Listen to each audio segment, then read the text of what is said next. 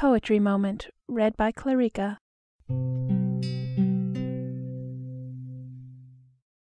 Ruth, or the Influences of Nature, by William Wordsworth.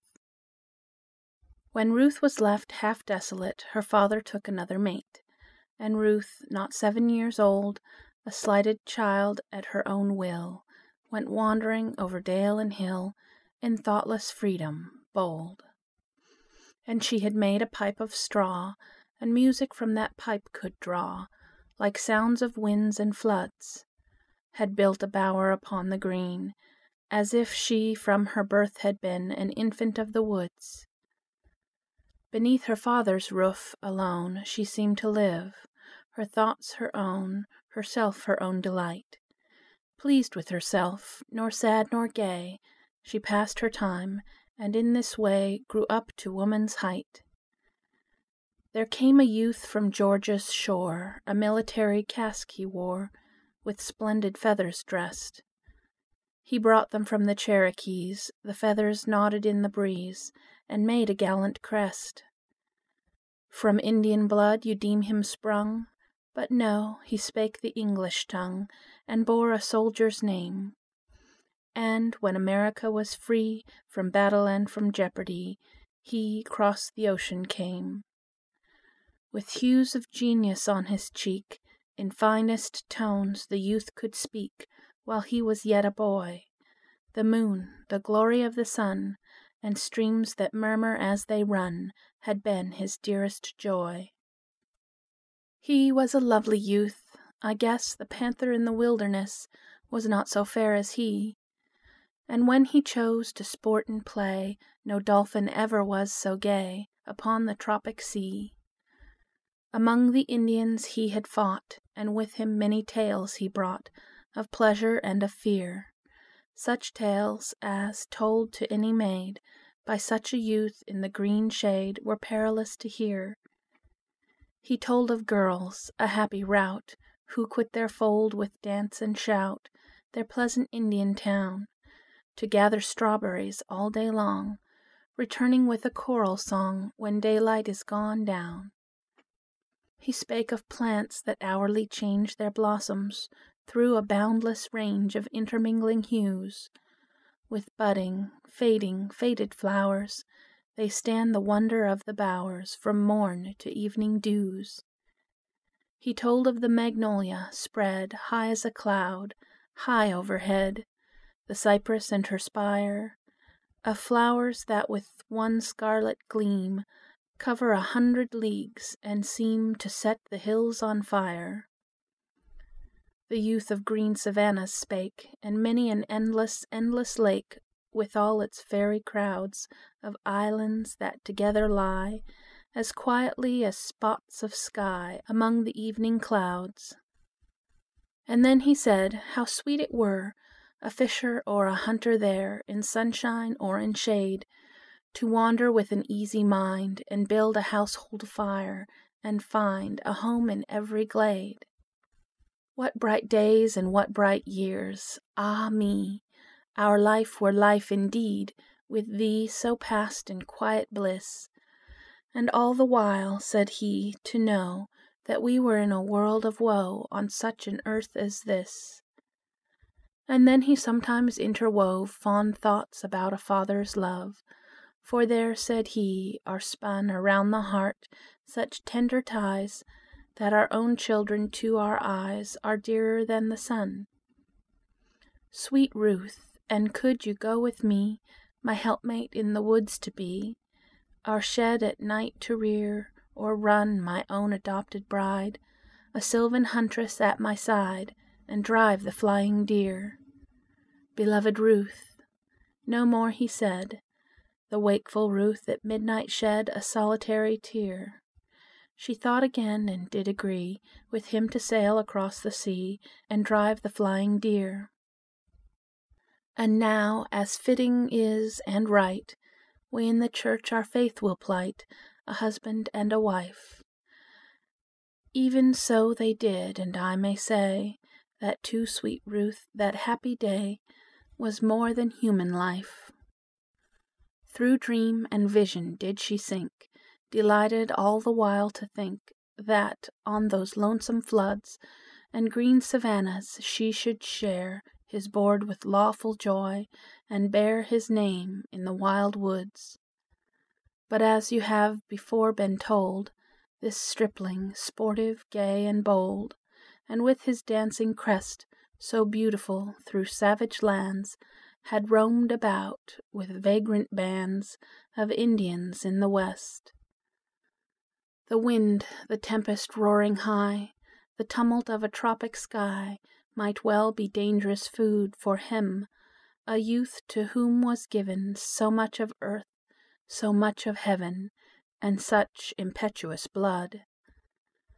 Whatever in those climes he found, irregular in sight or sound, did to his mind impart a kindred impulse, seemed allied to his own powers, and justified the workings of his heart. Nor less to feed voluptuous thought, the beauteous forms of nature wrought, fair trees and gorgeous flowers, the breezes their own languor lent, the stars had feelings which they sent into those favored bowers. Yet in his worst pursuits I ween that sometimes there did intervene pure hopes of high intent, for passions linked to forms so fair and stately needs must have their share of noble sentiment. But ill he lived, much evil saw, with men to whom no better law nor better life was known. Deliberately and undeceived, those wild men's vices he received, and gave them back his own. His genius and his moral frame were thus impaired, and he became the slave of low desires. A man who without self-control would seek what the degraded soul unworthily admires. And yet he with no feigned delight had wooed the maiden day and night, had loved her night and morn.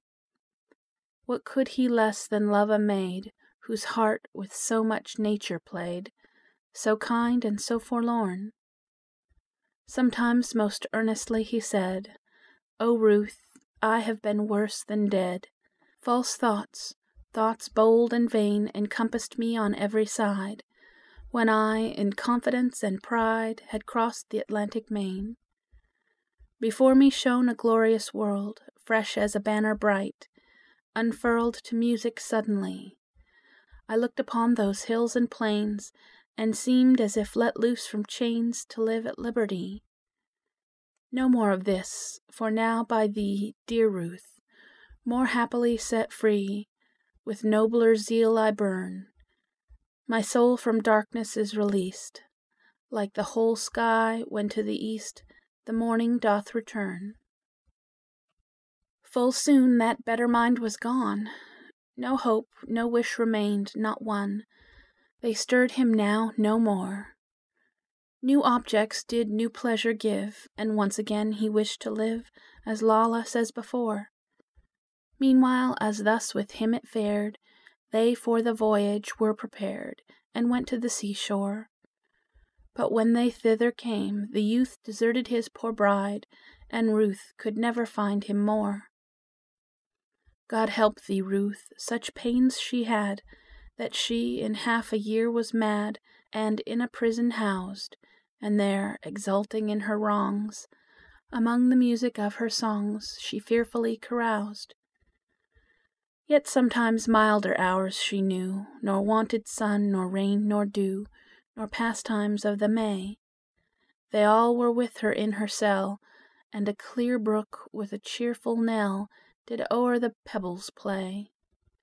When Ruth 3 seasons thus had lain, there came a respite to her pain. She from her prison fled, but of the vagrant none took thought, and where it liked her best, she sought her shelter and her bread. Among the fields she breathed again, the master current of her brain ran permanent and free, and, coming to the banks of Tone, there did she rest and dwell alone under the greenwood tree. The engines of her pain, the tools that shaped her sorrow, rocks and pools, and airs that gently stir, the vernal leaves, she loved them still, nor ever taxed them with the ill which had been done to her. A barn her winter bed supplies, but till the warmth of summer skies and summer days is gone, and all do in this tale agree, she sleeps beneath the greenwood tree, and other home hath none. An innocent life, yet far astray, and Ruth will, long before her day, be broken down and old. Sore aches she needs must have, but less of mind than body's wretchedness, from damp and rain and cold. If she is pressed by want of food, she from her dwelling in the wood repairs to a roadside, and there she begs at one steep place, where up and down with easy pace the horsemen travellers ride. That oaten pipe of hers is mute, or thrown away, but with a flute her loneliness she cheers. This flute, made of a hemlock stalk, at evening in his homeward walk the Quantock woodman hears. I, too, have passed her on the hills, setting her little water-mills by spouts and fountains wild. Such small machinery as she turned ere she had wept, ere she had mourned, a young and happy child. Farewell, and when thy days are told, ill-fated Ruth, in hallowed mould thy corpse shall buried be.